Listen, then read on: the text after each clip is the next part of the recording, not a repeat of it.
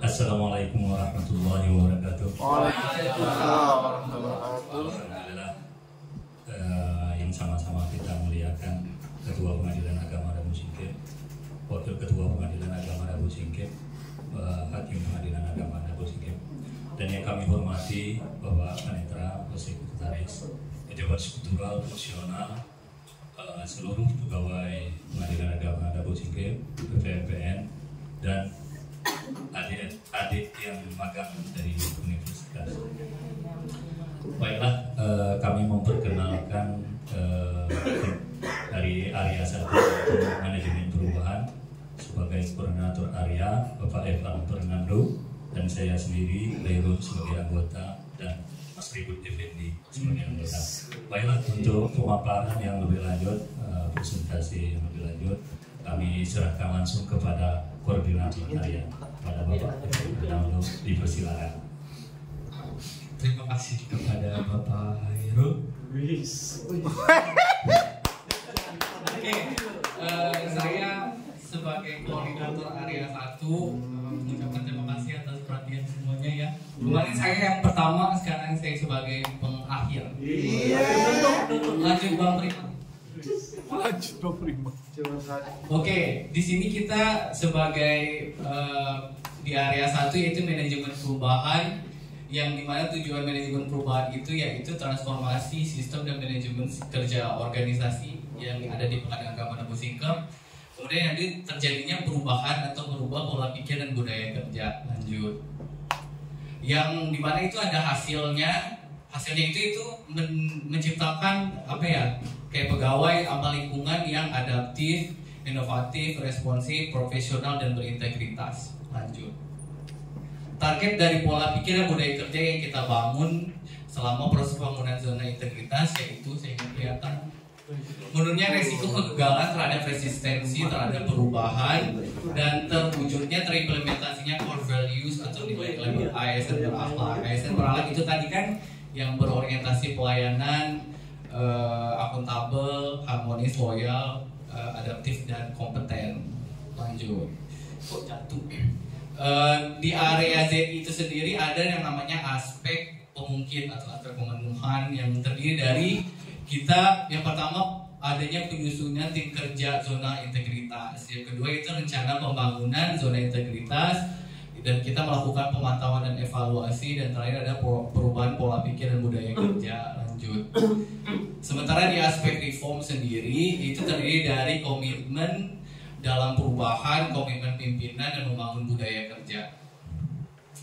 Di penyusunan tim kerja itu dihasilkan yaitu terpilihnya agen perubahan dan terbentuknya tim kerja pembangunan zona integritas. Lanjut, dokumen output yang dihasilkan dari penyusunan tim kerja itu sendiri yaitu adanya SK agen perubahan, adanya SK tim kerja, dan laporan seleksi anggota tim kerja zona integritas.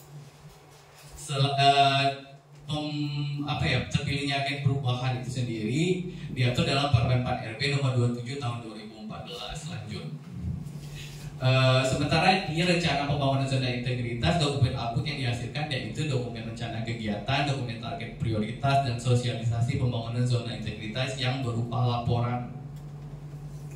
Kemudian di pemantauan dan evaluasi pembangunan zona integritas, yang dokumen output yang dihasilkan juga yaitu dokumen monitoring dan evaluasi rencana aksi, laporan dan program progres dan capaian hasil monitor pembangunan zona integritas, dan laporan tindak lanjut hasil monitoring dan evaluasi.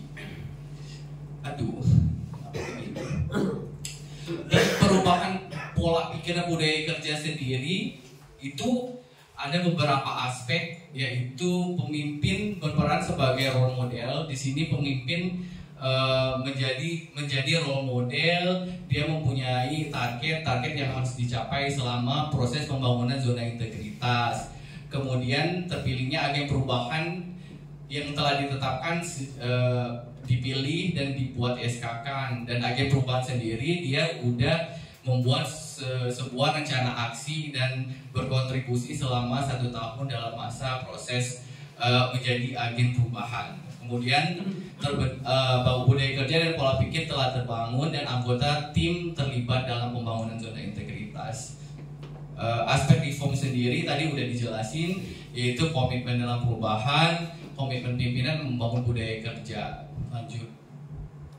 Komitmen perubahan sendiri itu intinya atau maksudnya adalah yaitu agen perubahan, yang agen perubahan saya sendiri. Saya membuat sebuah perubahan secara konkret dan terintegrasi dalam sebuah sistem manajemen. Komitmen pimpinan sendiri yaitu pimpinan melaksanakan pembangunan dengan target capaian yang jelas. Membangun budaya kerja itu unit kerja membangun budaya kerja yang positif, menerapkan nilai-nilai organisasi dalam pelaksanaannya. Ini maksudnya yang kayak saya bilang tadi, yang terbentuknya lingkungan kerja ada pegawai yang inovatif, adaptif, profesional, berintegritas dan lain sebagainya. Seperti kalau misalnya di sini kita mau melakukan sosialisasi secara berkala, kita melakukan apel, briefing, bisa juga dengan DDTK. Itu juga salah satu cara buat membangun budaya kerja positif. Dari manajemen perubahan itu kita hasilnya adalah kita meraih atau mendapatkan lingkungan kerja yang istilahnya udah jauh dari persepsi yang kuno, misal dari pola pikir yang kuno, atau jadi kita misal sebelumnya misal kayak pegawainya yang dulu mengerjakan sesuatu secara manual, namun seterusnya kita mengerjakan sesuatu dengan aplikasi. Itu kan namanya sistem kerja atau pola pikir, dan pegawainya udah menerapkan budaya kerja yang positif. Itu aja yang dapat saya sampaikan. Terima kasih.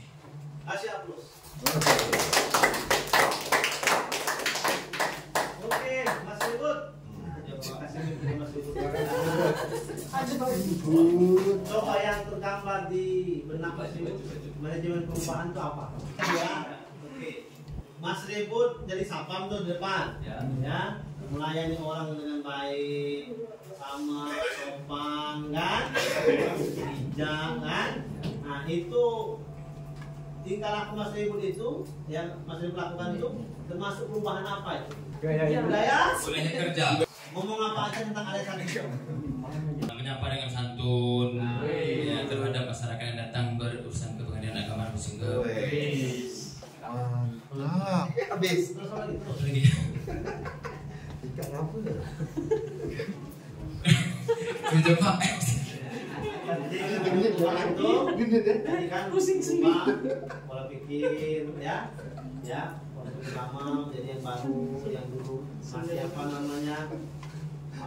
nyantai kerjanya, kan, berubah jadi yang tak lagi, disiplinnya berubah, itu kan perubahan semua, kan, dari kerjanya berubah, itu kan ada perubahan, namanya manajemen perubahan, ya, perubahan, ya. Ya, Bang Erul, coba dijelaskan secara singkat. Saya akan Pak Erul.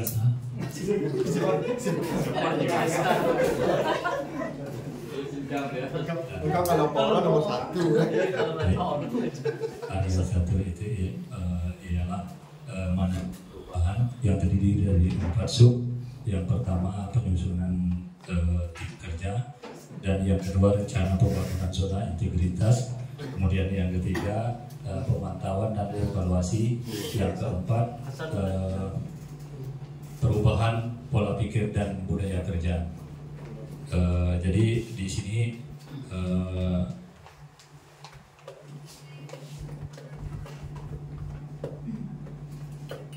di penyusunan tim kerja ini ada 2 bagian lagi.